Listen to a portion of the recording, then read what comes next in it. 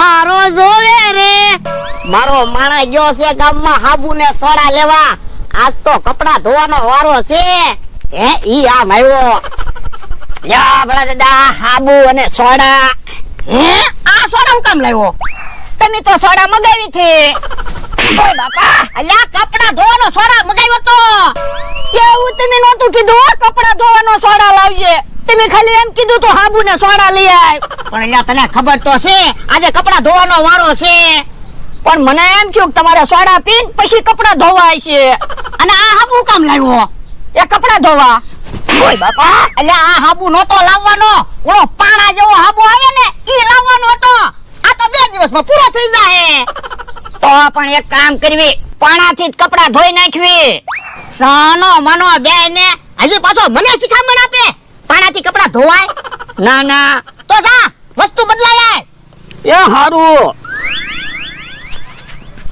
હવે તો ગમે ત્યારે ઊંધી વસ્તુ લાવે ને એટલે પાછો જ મોકલવો છે એને ખબર પડે ને હાલો ને જલ્દી તમારું કામ છે શું કામ છે? 500 ના છૂટા છે હા લાવો 500 ની નોટ. મારી પાસે ક્યાં પૈસા છે મને 200 રૂપિયા ઉછીને આપો તો એમ હું કેમ કીધું 500 ના છૂટા છે? મને ખબર પડે ને તમારી પાસે પૈસા છે એમને પૈસા માંગુ તો તરત તમે કહો પૈસા નથી તો હું તો હજી કહું પૈસા નથી. ના રે ના મને ખબર છે તમારી પાસે પૈસા છે હાલો 200 રૂપિયા આપો જો બોલો મોટર છે દુકાન છે સોનાની વીંટીઓ પહેરો તોય 200 રૂપિયા નથી.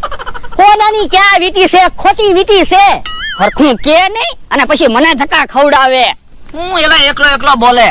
તો હું ભોળા દાદા પેલા વસ્તુ લેવા મોકલે અને પછી પાછા વસ્તુ બદલાવા મોકલે હું તો જાણે એનો નોકર હશે તું એનો નોકર જ છો ને એની વાડીએ તો કામ કરે એ હાસુ પણ મને કે હાબુ બદલાવીને બીજો હાબુ લઈ આય હવે મારે તો ખોટો જ ધક્કો ખાવાનો ને તારા ગામમાં ધક્કો ન ખાવો હોય તો એમી કેવી એમ કરવું પડે તને ફાયદો થાય ને અમને ફાયદો થાય. અમારી પાસે પ્લાન છે મસ્ત. હું ઓરોય લે એ વાંધો નહીં તો હાલે 200 રૂપિયા લાવ હાબુ જા. એ હારો લ્યો 200 રૂપિયાની જરૂર હતી ને હમણાં 2000 આવી જાહે. તો વાંધો નહીં હે મારો માણા કેમ ઘડીકમાં પાછો આવ્યો લ્યો ભોળા દાદા 10 રૂપિયાના હાબુના 200 રૂપિયા હે 10 રૂપિયાના હાબુના 200 રૂપિયા કોણ આપ્યા એ બકુલભાઈ હવે ઈ કોઈ દી રૂપિયો બગાડે ની અને 10 રૂપિયાના હાબુના 200 રૂપિયા આપ્યા પણ હાબુમાં વીટી હતી એટલે 10 રૂપિયાના હાબુના 200 રૂપિયા આપ્યા હે ઈ હાબુમાં વીટી હતી હા મમરાભાઈ ને બકુલભાઈ વાતો કરતા હતા ઓય બાપા તો પણ એને હુકામ હાબુ આપ્યો આયા હાબુ લઈને આવાય ને પણ આપણે તો ફાયદો જ છે ને 10 રૂપિયાના હાબુના 200 રૂપિયા આવી ગયા ફાયદો છે વીટી કેટલા રૂપિયાની થાય હાલ હાબુ પાછો લેવા જવું પડશે એ હારું હે મમરાભાઈ હજી ભોળા દાદા કેમ નો આવ્યા? પણ એનો માણા વાડીએ પોગે ભોળા દાદા ને કે પછી આવે ને હે ઈ આમ આવ્યા નાટક ચાલુ કરી દો. એ હારું મમરાભાઈ એક કામ કરવી હાબુના 2 કટકા કરી નાખવી જેના ભાગમાં વીટી આવે નહીં. ના રે ના તમારે વીટી આવી હોય તો મારે તો ખાલી હાબુ જ આવે ને તો પછી હાબુમાંથી વીટી કાઢીને વેચી દેવી પૈસાના ભાગ પાડશું. હા તો બરોબર મને ઈ નથી સમજાતું હાબુમાં વીટી આવી છે કઈ રીતે? એમાં એવું છે બકુલભાઈ કારીગર હાબુ બનાવતા હોય કોઈ કારીગરના હાથમાંથી વીટી પડી ગઈ હોય હાબુમાં આવી ગઈ હોય હા એમ થયેલું છે.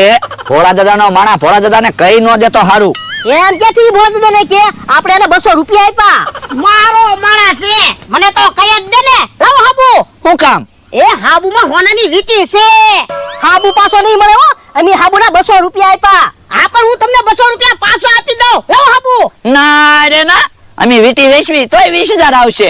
એમ થોડું ઓલે મારો માણા હાબુ લાવ્યો ત્યારે તમને હાબુ આપ્યો ને પણ તમારો માણસ તો દુકાને હાબુ પાછો દેવા જતો તો તમારા 10 રૂપિયા જ આવે અમે તમને 200 રૂપિયા આપ્યા હું તમને 500 આપી દઉં ના રે ના 500 રૂપિયા અમારે નથી જોતા હો. ભોળા દાદા ઈવડા એને આપણને 10 રૂપિયાના હાબુના 200 રૂપિયા આપ્યા ને આપણે 200 રૂપિયાના 2000 આપી ગયો એ હારું હું તમને 2000 રૂપિયા આપી દઉં લાવો હાબુ એ હારું ઈ તો તમારો માણસ હાબુ લાવ્યો તો ને એટલે પાછો આપી હાલ લ્યા યો 2000 આવી ગયા ને આપણે 10 રૂપિયાના હાબુના 200 રૂપિયા આપ્યા હતા એને 10 રૂપિયાની વીટીના આપણને 2000 આપ્યા. હા હોનાની વીટી આવી ગઈ હારું છું ઈવડા ઈ 2000 માં માની ગયા મને તો એમ હતું ઝાઝા પૈસા માંગશે ઝાઝા પૈસા ક્યાંથી માંગે હાબુ તું લાવ્યો તો એ ભોળા દાદા હાબુમાં વીટી છે ને? આ જો ને હાબુમાં વીટી સોચી દેખાય. યા તને વીટી નો દેખાણી. પણ હવે તો આપણે વીટી આવી ગઈ ને, હાબુમાંથી વીટી કાઢીને ઘરેણા હારે મૂકી ગયો અને હું હાબુથી કપડા ધોઈ નાખું. હેલા વીટી તો ખોટી હોય એવું લાગે. કેમ? જો ને વીટી ધોળી છે, કોનું કઈ થોડું ધોળું હોય. પણ ઈ તો હાબુમાં વીટી હતી ને એટલે ધોળી વીટી છે. ઉભો રે.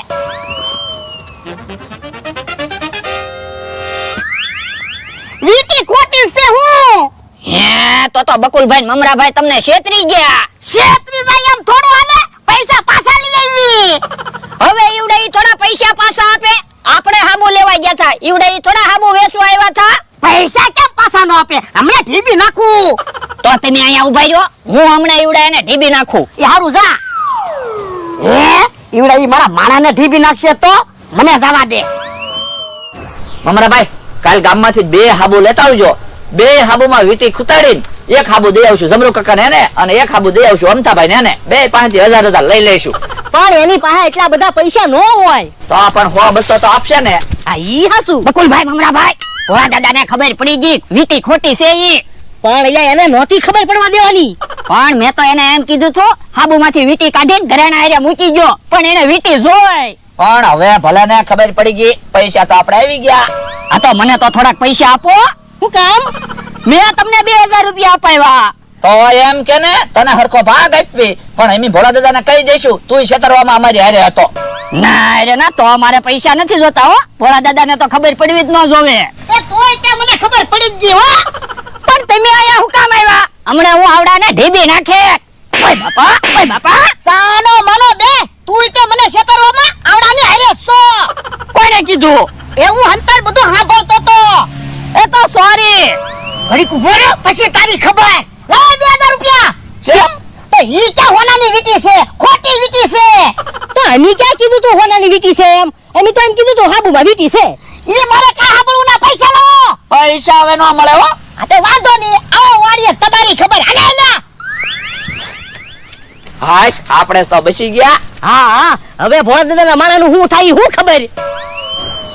જો ભોળા દાદા, હવે હું કપડા ધોઈ નાખું.